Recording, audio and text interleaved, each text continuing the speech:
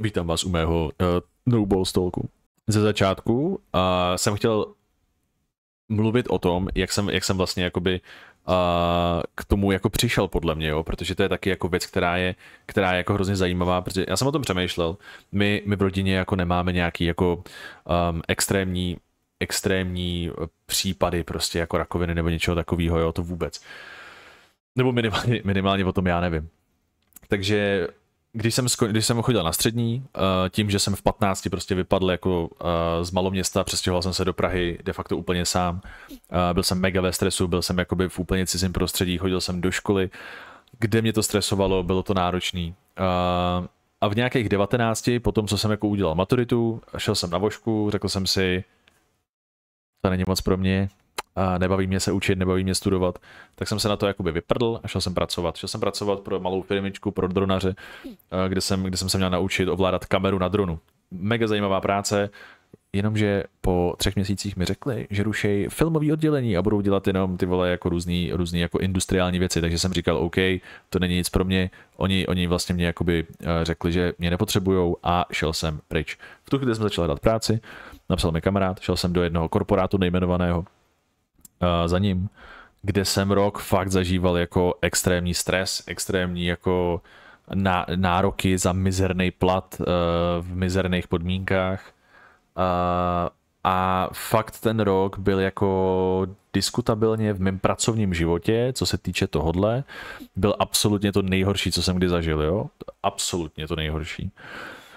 Takže rok jsem se plácal v takovýchhle věcech, po roce jsem prostě absolutně vyhořel, řekl jsem svůj úžasný šéfový, že na to seru, že prostě končím, že jdu pryč a dal jsem prostě bez jakýhokoliv plánu výpověď. V tu chvíli jsem začal hledat práci, protože jakoby jsem potřeboval peníze, že jo, trošku jakoby na nájem a tak. A začal jsem dělat pro další nejmenovanou firmu Minutové brigády.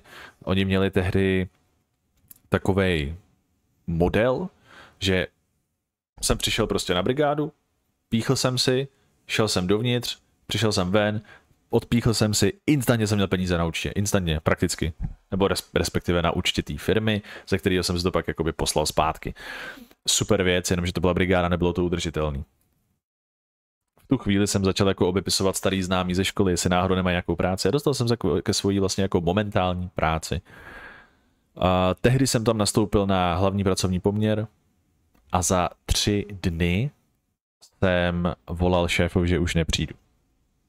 A to proto, že jsem potom, co jsem nastoupil vlastně do této práce, podepsali jsme nějakou smlouvu, já jsem tam začal pracovat, tak jsem jeden den, přesně si to pamatuju, ležel jsem v posteli, nemohl jsem spát, takže jsem prostě vytáhl telefon a začal jsem si brouzdat Facebookem, začal jsem prostě scrollovat, prostě doom scrollovat Facebookem, jako to prostě dělají teď všichni na Reelskách a takovýchhle věcech. A najednou jsem narazil na jednu neziskovku a jmenuje se to Luno. Ne, kecap, trošičku jinak ještě. Já jsem si, než jsem sehnal tu práci, tak jsem si žádal o místo marketingového specialisty, něčeho takového právě v této firmě, v této neziskovce, v tom Lunu. A díky tomu mi začaly vyběhávat ty reklamy, že jo, když prostě něco najdete na internetu, zakliknete to, kliknete na to, prostě mluvíte o tom, začnou vám běhat reklamy. Takhle přesně mi vyběhla ta reklama a bylo tam něco ve smyslu hashtag prsa koule, což byla tehdy ta jejich kampaň. A v tu chvíli jsem na to klikl a tam bylo asi v 5 minutách samovyšetření rakoviny prsou a rakoviny varlat. Protože právě ta celá jako kampaň tehdy byla na tyhle ty 2 věci. Vlastně pro holky na rakovinu prsu, pro kluky na rakovinu varlat, protože to jsou oba relativně agresivní druhy rakoviny, které můžete dostat v relativně malém věku, jo? Protože třeba rakovina varlat je od 15 do, dejme tomu, 35 nejrizikovější skupina, nebo do 30 nebo něco takového. Takže jsem na to klikl a začal jsem řešit, ty vole, řekl jsem si takový to, kámo, to by se mi v životě nemohlo stát, že jo. To je kravina. Je mi teprve jako 19 nebo kolik. No a pak jsem nějak jako ležel a nedalo mi to, tak jsem to znova otevřel a šel jsem si právě udělat to samovyšetření. Já potom hodím pod video odkazy na tyhle ty věci A nechci to úplně ukazovat do toho videa, protože tam jsou samozřejmě jako vidět explicitní věci trošičku, byť na modelech, ale stejně nejsem si jistý, jestli by se to YouTube nebo Twitchi líbilo. Takže jsem tam šel, udělal jsem si tady to samovyšetření a najednou jsem zjistil, že jako nedobrý, že vlastně jako tam je něco trošku špatně, že tam jako něco neštimuje. Začal jsem to řešit teda tak, že jsem dostal absolutně panický záchvat někdy ve 2 ráno a skoro jsem jako probudil svoji přítelkyni kvůli tomu, ale říkal jsem si OK, ráno moudřejší večera, pojďme jako to zkusit jako vyklidnit a jdem spát. Usnul jsem, ráno jsem se probudil někdy jako před 8, zvedl jsem telefon a šel jsem volat urologovi shodou náhod, který jakoby měl ordinaci přímo naproti našemu jako paneláku tehdy. Takže jsem mu zavolal a zvedla to jako sestřička, že jo, nebo recepční nebo něco a říká jakože co potřebujete, tohleto. Já říkám, no jako já bych potřeboval k urologovi, jako celkem akutně. A ona, no, tak to vám můžeme dát termín za 2 týdny. Říkám, jakoby trošku jsem si jakoby nahmatal bulku na varleti a ona, jo, tak já vás přepojím k panu doktorovi. Říkám, OK, tak mě připojila k panu doktorovi, ten mi to vzal a říkám, dobrý den, já mám jakoby nahmatanou bulku na varleti a on, jo, tak přijďte dneska ve 3. Takže prostě už jenom tady ta jako urgence, kterou to najednou mělo, že z toho, abych tam šel jakoby za 2 týdny, tak jsem tam šel jako za 7 hodin, byla něco, co mě jako strašně překvapilo, jo. Bylo to něco jako extrémně děsivýho. Takže já jsem, jako, abych se neutápěl jako těch 7 hodin doma, tak jsem se prostě sebral a jel jsem do té nové práce, na kterou jsem byl hrozně zvědavý a byl jsem jako happy, že ji mám. No, opustil jsem jako tu práci dřív ten den, šel jsem domů, respektive k tomu doktorovi. No a ten mi, to byla jako věc, to bylo hodně hustý, musím říct, mimochodem ta návštěva toho urologa, jo, já jsem tam přišel a teď jsem mu to jako vyprávěl, tamhleto, on mě položil na lehátko a říká mi, tak, sundejte si kraťasy. Říkám, jasně, tak jsem si sundal kraťasy a on, sundejte si i trenky, říkám, GG, čete, je to v hajzlu. Prostě obrovský týpek, fakt jako třeba 100-kilový týpek, mi řekl, jestli sundám trenky, tak hold, co s tím, že? Tak jsem to udělal. A on najednou začal připravovat přesně jako z takových těch filmů, takový ten ultrazvuk jako pro prostě těhotný jako ženy, takovou tu vole vaničku, nebo jak to říct, no, takový ten nevím, jak to popsat. A začal mi tím přejíždět přes tu kouli, že jo. A já jsem říkal, tak tohleto jsem neměl na svém bucket listu pro tenhle rok. No a už v tu chvíli, kdy vlastně takhle mi jako dělal ten ultrazvuk a koukal na to, tak vlastně jako celou dobu mlčel a když jsem se jako na něj otočil, tak on jako zpozorněl, že jsem se jako podíval na něj a říká, povíme si potom, jo, až to dokončíme. V tu chvíli mi bylo úplně jasný, že je něco jako špatně, že? Tak jsem jako, jenom tak se jako protočil na tom lůžku a koukal jsem se do stropu. A on to jako dodělal, tohleto. Já jsem se utřel, sedl jsem si a on mi jako říká, no, je to jako nádor, no, máte jako nádor na varleti. A já jsem říkal, OK. A já jsem byl v takovém šoku v tu chvíli, že já jsem tomu doktorovi jako poděkoval. Já jsem řekl, OK, pane doktore, děkuju moc, to je super. A on mi říká, to ale jako není super. Říkám, to ne, no. A spál jsem se u toho celou dobu, jo. A byl jsem úplně jako v šoku, já nevěděl, jak mám reagovat. Já jsem byl fakt v úplném jako mentálním jako trencu. Úplně jsem byl jako jinde v tu chvíli. Takže on mi říká, jasně, tak uděláme takhle, vy půjdete sem a sem, uděláte tohle a tohle. A vlastně mě poslal pryč jako s papírama a s informacemi o tom. Říkám, OK, tak jo. Vylezl jsem ven, dostal jsem absolutní breakdown, začal jsem brečet, začal jsem volat jako rodičům, volal jsem přítelkyni, ta zrovna byla na cestě jakoby pryč. Vrátila se zpátky a byl jsem jako hotovo, vyřešeno, jde se do toho. V tu chvíli vlastně mi řekli, že by mě poslali na operaci už ten den, jo, jenomže byly 3 odpoledne, už bylo pozdě, doktoři už nebyli, takže mě poslali naopak až druhý den, což ale je stejně šílený, protože vyloženě já jsem ve 3 hodiny odpoledne šel k urologovi, ten mi to zjistil a oni by mě ještě ten den nejradši poslali prostě na tu orchiektomii, ke který se dostaneme, což mi přišlo úplně crazy. Že by mě fakt jako během jako z hodiny na hodinu bych šel prostě na operaci. Už to mi jako začalo přicházet jako dost divný. v tomhletom jako smyslu týhletý jako extrémní urgence tohodle. Ale k tomu se dostaneme. Co bylo vlastně v tu chvíli v těch papírech, bylo jenom to, že teda mám jako nádor a že je potřeba provést právě akutní orchiektomii, což je vyloženě chirurgický zákrok, při kterým se odebere to postižený varle. Je to asi 9 až 11 stehová, tak nějak, já nevím, kolik těch stehů přesně bylo, okolo 10. 10 stehová jako řezná rána, podobná tomu, když se opravuje kýla. Je to vlastně jako na podbříšku, respektive mezi jako penisem a břichem, dejme tomu prostě po boku, k té straně, kde je to postižený vadle. Takže jsem právě přesně přijel do Motola, tam mě jako ubytovali na chirurgii nebo na té urologii, nebo kde to bylo, to už se nepamatuju.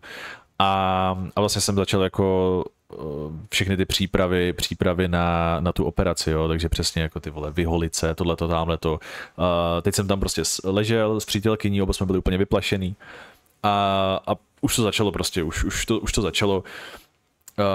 Napíchli mi kanilu, tohleto a najednou mi říkají, no hele tak půjdete nahoru na reprodukční oddělení a tam jako si uděláte odběry spermatu. A já, aha, cože? Říkám, OK, tak jo.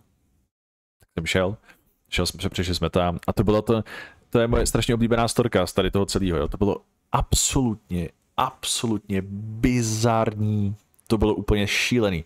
Já jsem přišel na to reprodukční oddělení a tam prostě zdi pomalovaný, ty vole, jak pro malý děti, prostě berušky, louka, motýlci, tohleto, támhleto a já jsem tam prostě přišel s kanilou, úplně bledej, vystrašený k smrti. A přišel jsem jako do té sesterny, tam mě jako řekli, co se mi bude jako dít a tohle. Dostal jsem kelímek do ruky a měl jsem provést neproveditelný v tu chvíli. Prostě šli jsme tam na konec té místnosti, tam byly dveře, tmavý, dřevěný, hnusný, starodávný dveře, na petlici pomalu ještě. Ty se otevřely, dovedla mě tam sestřička a tam bylo kožený, zelený, károvaný křeslo, takový to oldschoolový prostě, jak viktoriánský prostě nějaký křeslo, kožený. A naproti tomu byla vitrína, vyloženě prosklená vitrína, jakou znáte od babičky prostě v obýváku, kde měla takový ty talířky a sklo a nádobí. A v tom byla starodávná CRTčková televize. Pro mladší z vás jsou to takový ty obrovský televize, 6tunový, který už dneska nikde nevidíte. A na zdi byl vypínač. Paní sestřička mi říká, že když zmáčknu ten vypínač, tak se zapne ta televize. A myslím, že vám je asi celkem jasný, co v té televizi běželo, protože to bylo přímo naproti tomu křeslu. Takže ona mi řekla, že tady to je, hodně štěstí, zavřela na tu petlici, odešla a já jsem tam zůstal sám, s kanilou v ruce, kelímkem v ruce a naproti mě byla televize, kterou když jsem zapl, tak to byly videjka jakoby akademického rázu, řekněme to kulantně. Jenomže to byly takový ty jako typy videí z roku třeba 1970, kde holicí strojky byly vzácný artikl, takže jsem to zase vypl a šel jsem na oblíbenou oranžovo-černou stránku. Když jsem po asi 40 minutách dílo vykonal, až jsem si v tu chvíli připadal jako prostě absolutně jako zbytečný člověk a je důležitý pochopit, že v 19 letech je tady to strašně dehumanizující jako zážitek, že jo? Je to strašně jako trapný, je to strašně jako zneličťující, úplně jako ponižující a připadal jsem si fakt jako prostě absolutně strašně. Takže to, a teď jsem vylezl prostě z té místnosti úplně jako znechucený a tohleto. A ta sesterna byla na jedné straně, na jedné konci chodby, ta místnost byla na druhé konci chodby a já jsem musel jít asi pocitově třeba 6kilometrovou rovinku mezi maminkama, co se tam přišli snažit s tatínkama o děti a řešit jako reprodukci a tohleto. A já jsem tam šel prostě s napuštěným kelímkem, ty vole, kanilou v ruce, úplně bledej, strapnělej, až do té sesterny, jo. A největší humor byl, že až když jsem přišel do té sesterny, tak mi paní sestřička říká, vám to nějak nešlo, co? Říkám, no, moc ne, no. Jakoby. A ona, no tak to jste měl říct, to s váma mohla jít přítelkyně a pomoct vám. Říkám, brzo. To jsem se dozvěděl opravdu brzo, děkuju. Každopádně bylo dokonáno dílo. Odevzdal jsem své potenciální potomky paní sestřičce a šel jsem na předoperační jako věci. Přišel jsem na lůžko, tam jsem si lehl, přišla sestřička a říkala, hele jasně, vyřešíme, pořešíme, poladíme a jdete na operaci. Bude to trvat tak 1.5 hodiny. Tohle to mi řekla, tak jsem říkal, OK, takže ještě 1.5 hodiny. Začal jsem si brát věci, že půjdu jako ven, že si jako zakouřím a tohleto. Ona přišla za bez srandy 2 minuty, přinesla takový ty jako, já nevím, jak tomu říkají, ale vyloženě ty bílý, takový ty jakoby ty tlakový nebo upínací jako silonky, nebo co to bylo, nebo jak se tomu říká, já nevím, prostě proti křičákům při operaci, že jo. Tohleto mi jakoby přinesla a šel jsem na operaci.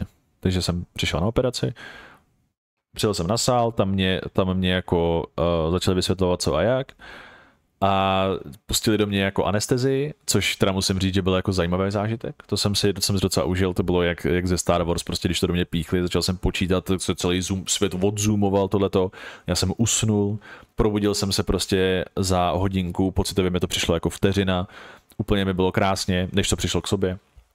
A hotovo. To byla vlastně celá ta orchiektomie, to byl ten zákrok, kdy vám fyzicky odstraní to varle, jo. Vlastně to je celkem jako přímočará operace, prostě varle off, koule off, takzvaně. Do toho potom jako nastoupila, že jo, taková ta klasická jako bolest, všechno tohle, tím, že to je dost choulostivý místo, je to dost citlivý místo, tak jakýkoliv zakašlání, jakýkoliv kejchnutí, zasmání, všechno to prostě bolí jako prase. A ku podivu, vlastně to varle, který už tam není, nebo tak to vůbec nebolí. Prostě pro chlapy, když to řeknu jako otevřeně, pytel prostě nebolí, jo. Je to zvláštní, asi nějaký doktor by k tomu dokázal říct víc, ale to prostě vůbec nebolelo. To bylo úplně v pohodě. Co bolelo, byla ta rána. To říznutí. To bylo jako hodně. No, takže od té doby vlastně jsem asi 3 týdny zůstal jako doma. Skoro jsem se nemohl hejbat, skoro jsem nemohl chodit. A když už se to jako začínalo jako hojit, tak se začala právě řešit chemoterapie, že jo? Protože oni mi řekli, že vlastně jsem to naštěstí chytil hodně v zárodku, hodně jako brzo. Takže tam teoreticky není ani potřeba, ale pro sichr, jelikož jsem mladý, de facto celý život před sebou, tak a hlavně to tělo je jako silný, ještě ten organismus je prostě čerstvý, mladý, takže ji prostě uděláme. Od té doby vlastně, co se mi to jako zahojilo, začali jsme řešit jako chemošky a chemošky na vlastně tady na ten případ, tady na ten druh jako rakoviny. Oni samozřejmě udělají biopsii, tam zjistí, co to je za typy nádorů, protože rakovina není rakovina jako samotná, prostě je to miliarda jako ty různých druhů nádorů a může to být různý kombinace a tohle. Já si nejsem úplně jistý, který jsem měl. A vlastně mě to nikdy jako nezajímalo, musel bych asi zavolat jako doktorovi nebo si prolézt všechny lékařské zprávy a to se mi opravdu jako moc nechci se k tomu takhle jako až vracet. Takže na tu kombinaci těch nádorů, co jsem já měl a na to, co to bylo, tedy jako rakovina varlete, tak jsem dostal režim BEP, což je bleomycin, etoposin, platina. To jsou 3 látky, které do vás jako rovou. A ten režim těch chemoterapií je tak, že vlastně 5 dnů jsem byl v nemocnici, pak jsem dostal 2 týdny volno, pak jsem šel na 5 dnů do nemocnice a pak zase 2 týdny a pak už jako vlastně jsem pryč. To bylo vlastně těch 5 dnů a 2 týdny je ten cyklus. Takže vlastně mě na to připravili, řekli mi co a jak a poslali mě do nemocnice. Já jsem tam přijel, vyplnil jsem papíry a hned to začalo. Dostal jsem jako první, je to takový jako nějaký oblbovák, ten mi střelili, já jsem instantně usnul, prostě úplně vysmátej, bylo mi hrozně dobře. A během toho celého jako, během celých těch jako chemošek, tak vám fakt jako myslím, že to bylo nějakých, a teď nechci kecat, ale okolo 12 hodin denně nebo 14 hodin denně do vás jdou kapačky se všema možnýma jako látkama. A největší jako objem tam je prostě solný roztok, že jo, prostě jako saline, což je prostě to, že vás to jako prolejvá vodou, že jo, takže to bylo vždycky roztok, 1 složka chemky, roztok, složka chemky, roztok, složka chemky a reálně si myslím zpětně, že to bylo takových jako 5 litrů tekutin, který mi šly jakoby do těla, plus jsem u toho ještě musel samozřejmě jakoby pít vodu nebo čaj nebo něco. Takže jako reálně jsem za ten jeden den byl schopný do sebe narvat třeba jako 6 litrů jako tekutin, jo, nebo něco takového, úplný extrém. Takže tohle to bylo týden. Při té první chemce to vlastně jako nic není, jo. Já popravdě, mě ty chemky přišly jako naprosto jako v pohodě. Když jsem tam byl, tak mě osobně v tu chvíli nic nebylo. Bylo to vlastně jako úplně v klidu, člověk je unavenější, přelitej takovej, nateklej, opuchlej, protože to přesně do něj jako lejou a tohle. Ale vlastně jako to bylo relativně v pohodě. Problém nastal, když jsem z té chemky přišel domů. Protože to tělo se s tím začíná jako pomaličku srovnávat, jenomže problém je, co mi bylo vysvětleno, nebo jak jsem to já pochopil, že když dostáváte do těla ty chemky, tak nejenom, že to samozřejmě útočí na ty jako špatný buňky, ono to útočí na ty dobrý, jenom v pomalejší míře. Ale tělo v tu chvíli to nevyhodnocuje jako hrozbu. Na to já jsem dostal takovou injekci. Ta injekce by měla být, co jsem pochopil, nakopávač jako bílejch krvinek, té imunity a takhle. Takže jsem to dostal, řekl jsem, hele, nerozbít to, ta injekce je mega drahá, nezaplatíš to, říkám, jasně, to je super, děkuju moc. Byla v tom taková pružinka a já, krom toho, že jsem jako vyplašený ze spousty věcí, tak mám jako blbý pocit z jehel. Mám rád jehly, nedělá se mi dobře, když se do mě píchají jehly. A teď jsem měl přijet z domu a píchnout si jehlu sám. A řekněme, že to byla asi hodinu a půl, jako hodinu a půl akce, kdy já jsem řval na svoji přítelkyni, ať mi tu injekci bodne do břicha, ona mi řekla, že to dělat nebude, ať to udělám já. Nakonec jsem to teda udělal já a když už jsem tu injekci prostě píchl si do toho pupku, tak už jsem byl tak jako vyklepaný, že jsem to nedokázal zmáčknout. Řekl jsem přítelkyni, to přijde zmáčknout a nechtěla, tak jsem to nějakým způsobem zvládl.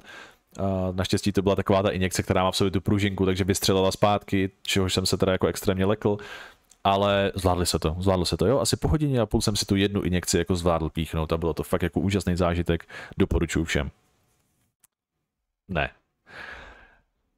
A v tu chvíli, kdy já jsem si píchl tuhletu injekci do těla, tak začalo jako fakt peklo na zemi pro mě. To bylo to nejhorší, to byla vlastně ta jako absolutně nejhorší jako fáze těch chemoterapií, byl ten týden po těch chemoterapiích. A v tu chvíli, kdy si vlastně píchnete tuhle injekci, tak se vám nakopne to tělo, začne vám prostě fungovat imunita, začne vám absolutně jako najíždět vlastně veškerá ta jako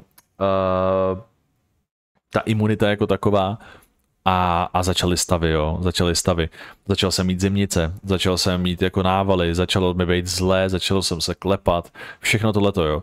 To, co vám jakoby říkají lidi, že vlastně ta chemoška dělá, tak to mi začalo v tu chvíli, jo. Mám i zážitek, že já jsem prostě ležel v posteli, zabalený do 3 mikin, do 2 tepláků, zabalený do 2 peřin a byla mi zima. Já jsem byl schopný jít do vany, dát si vařící vodu ve vaně a byla mi prostě zima. Bylo to extrémní, jo.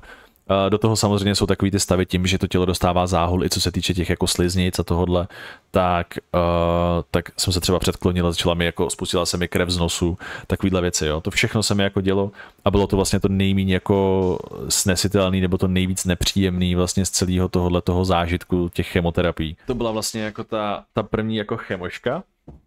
A to byl jako velký extrém, jo, to byl fakt jako extrémní záhul pro to tělo. No jenomže to je první část, že jo, to je první týden. Za další týden jdete znova, nebo za 2 týdny, jo. Takže to bylo vlastně jako pak, to bylo jak přes kopírák, jo, de facto. To bylo to stejný po druhý. A to byly vlastně jako vlastně chemošky. Pak samozřejmě jako, hele, celý ten jako proces těch jako chemošek byl, já nevím, dejme tomu na 2 měsíce. Jo, 2 měsíce fakt to bylo jako aktivní a bylo to jako docela pain. A tak. Po druhý, když do toho jako jdete, tak už to je vlastně jako o mnoho jednodušší, protože už to tělo je na to připravený a tak, jo. Takže po druhý už to bylo jednodušší, už prostě jsem věděl, do čeho jdu, věděl jsem, co ty látky dělají, věděl jsem, co mě čeká potom a možná i tím, jak to tělo už bylo vlastně jako takový rozkopaný z toho, tak jsem to jako, tak se to vlastně tak jako paradoxně mi přijde, že to tělo to vlastně zvládlo jako mnohem líp, jo. Ale jako nevím, jo. Je možný, že už jsem si to jakoby vytěsnil z paměti, to je taky možnost. Samozřejmost je potom věc, která jako neunikne nikomu, kdo má jako rakovinu nebo se setká s někým, kdo rakovinu měl nebo prožívá, zažívá, a to je vypadávání vlasů, jo.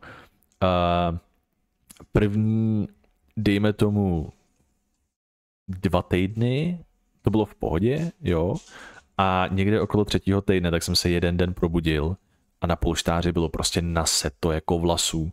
Takhle jsem si prohrábl vlasy a měl jsem plnou ruku prostě. Úplně, jo. To byl absolutní masakr. To byl jako fakt to bylo jako šílený a bylo to jako pro mě jako tehdy do té doby jako strašnýho vlasáče, že jo, já jsem byl emář, ty vole, takže jsem měl patu, ty vole, jako svině, prostě jako fousy takhle, takže to pro mě bylo jako vlastně hrozně děsivý, ale každý člověk podle mě do toho jde pak s tím, že chce jít s nějakou jako ctí, jo, takže to prostě oholíte, ostříháte, jdete do hola a je to hotový. Ono to pak naroste, že jo. Jediný, co mi zůstalo, je tady ten můj Brežněv, ty vole, prostě to je fakt jako, vole, moje obočí je nesmrtelný prostě. No, takže tolik k vypadávání vlasů, to byla taky jako nepříjemná, jako psychologická jako věc.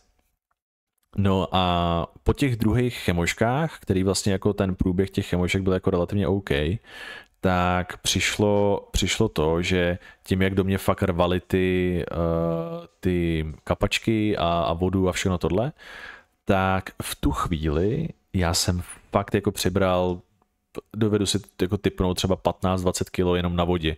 Já jsem nebyl schopný udělat tohleto pořádně, jo. Já jsem fakt jako nebyl schopný pořádně zmáčknout ruku, protože jsem byl strašně oteklej a tohle. Možná do toho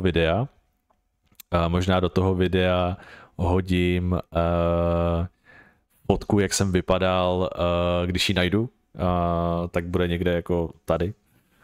Tak hodím fotku toho, jak jsem vypadal ten druhý týden při těch chemoškách, jo, a jak jsem vypadal v tom mezičase a takhle, abyste měli představu o tom jaký to mělo jako vliv třeba na ten vzhled, jo. Protože je fakt, že když jsem potom po tom druhém cyklu těch chemošek šel ven, tak na mě všichni čuměli jak na zjevení. Já jsem byl úplně holej, měl jsem jenom takhle obočí, úplně vybledlej, opuchlej, oteklej prostě a vypadal jsem jako hrozně nemocně, že jo, jako většina prostě lidí takhle, co prochází těma chemkama, vypadá. Takže to bylo jako to, no. Ale hele, to jsou všechno věci, které jako pominou.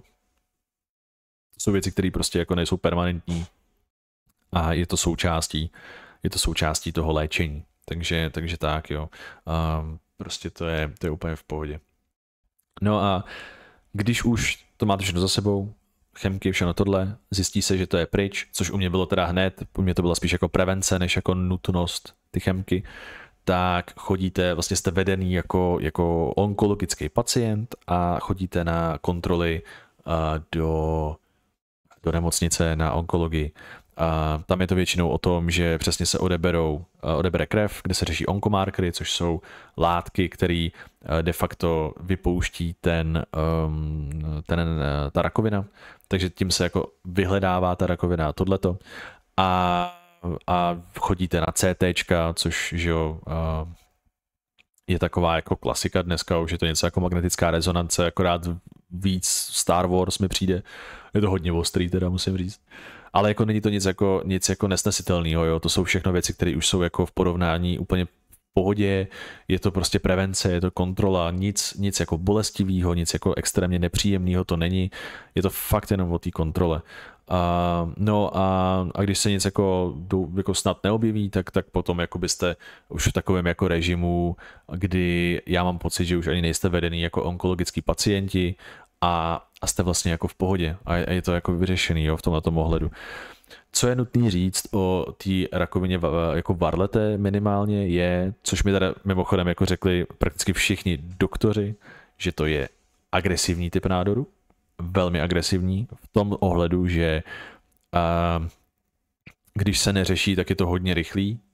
Na druhou stranu je dneska extrémně jednoduše léčitelný, jo, a strašně dobře léčitelný, jo, tam je to fakt jako jako nechci říct 100%, ale je to jako já nevím, dejme tomu 85% plus, 90% plus, něco takového, úplně jako šance na úplný vyléčení prostě té rakoviny, možná to je ještě víc, jo, možná fakt jako si trošičku jako cucám z prstu ty čísla, ale je to fakt strašně moc. Je to vlastně super, kam až to jako medicína pokročila. Not so fun fact, vyprávěl mi tam zdravotní bratr jeden, co tam jako mi jako pomáhal a takhle, tak mi říkal, že kdyby jsem tohle dostal v roce třeba 1970, tak už tady dávno nejsem, protože tu léčbu vyvinuli, dejme tomu třeba před 25 až 30 lety, něco takového. Zase ty roky nejsou úplně přesný, asi to nesedí úplně přesně, ale pointa je, že pokud by jsem to dostal jako ještě nedávno, vlastně před pár lety de facto, tak ten průběh celý je úplně jiný a mohlo by to dopadnout úplně jinak. Takže God bless, ty vole, dnešní zdravotnictví. No. To je tak jako celý příběh toho, jak vlastně celý ten jako od toho prvopočátku, jak jsem na to přišel, přes ten průběh až po ten konec. Jo. Je možný, že nějaký detaily jsem vynechal, je možný, že nějaký věci jsem prostě zapomněl, že nějaký věci mi nepřišly tolik důležitý. Je toho samozřejmě asi jako víc, celý ten jako od začátku do konce de facto celého tohodle, tak trvalo řekněme 3,5 měsíce, jo, 3,5 měsíce prostě jako de facto, nechci říct teroru, ale jako fakt jako nepříjemných stavů. No. Teď bych se chtěl dostat jako k prevenci, protože tam mi přijde jako důležitá. Minimálně teda ne jako prevence, spíš to, jak k tomu jako přistupovat a jak na to jako dávat pozor, jak na to koukat. Kdykoliv vám bude připadat, že tam na tom místě máte něco, co tam prostě nemá být, co je divný, vůbec neváhejte. Instantně se seberte a běžte k doktorovi. Buď to bude něco, co vám v tu chvíli zachrání život, že se tam šli, anebo vás ten doktor přesvědčí o tom a naučí vás, jak poznat, co tam vlastně jako máte a jak to pro příště jako sebe diagnostikovat, jo. Protože spousta jako lidí vlastně a kluků v tom věku, ve kterém je to kritický, tak reálně neví vlastně, co tam jako dole mají všechno. Já jsem to do té doby taky nevěděl. Není to nic trapného. Není to vůbec nic trapného. Urologie není taky, jako jasně, první zážitek s urologií je relativně nepříjemný. Prostě přijdete tam a prostě bude na vás šahat prostě jako chlap. Jo, jako dospělý člověk de facto. Nejde ani o to, že je to chlap, ale jde o to, že to je prostě dospělý člověk prostě. To je nepříjemný. Pro 17, 15 až 20 letého člověka je to prostě jako vždycky nepříjemný tohle, že jo. Takže tak. No. Další věc je, ke který bych se chtěl dostat, je to, přes jakou tu neziskovku jsem na to přišel. Bude pod videem odkaz na luno.cz. Jsou to mladí kluci, mladí holky, který se snaží nějakým způsobem vštípit tu prevenci a tyhle ty věci jako mezi jako mladí lidi a já jsem za to jako hrozně rád, jako říkám to naprosto, nemáme absolutně žádnou spolupráci, oni už pravděpodobně neví, že existuju, ale zachránili mi život, takže mi to přijde fér to jako říct. Čistě z tohohle hlediska, jo. Vyloženě mi zachránili život tím, co dělají, takže jako big shoutout pro ně a doufám, jako, že se mají dobře, protože to je velký. Takže najděte na jejich stránky, mrkněte se, mají tam vyloženě návody na sebevyšetření, mají tam návody na všechny tyhle věci a když budete mít sebemenší podezření na to, že něco je špatně, rodiče, doktoři, kámoši, jo, svěřte se někomu, řekněte to někomu a hlavně běžte k doktorovi, jo. Já jsem potom měl ještě takový jako talk, kde jsme právě s Lunem šli přednášet do vnitrobloku v Praze na Holešovicích jako mladým lidem a tam byl urolog, který říkal, hele, zase jako nechoďte kvůli každý kravině. Já jsem ho tam hnedka jako stopnul a říkám, do prdele, choďte kvůli každý kravině.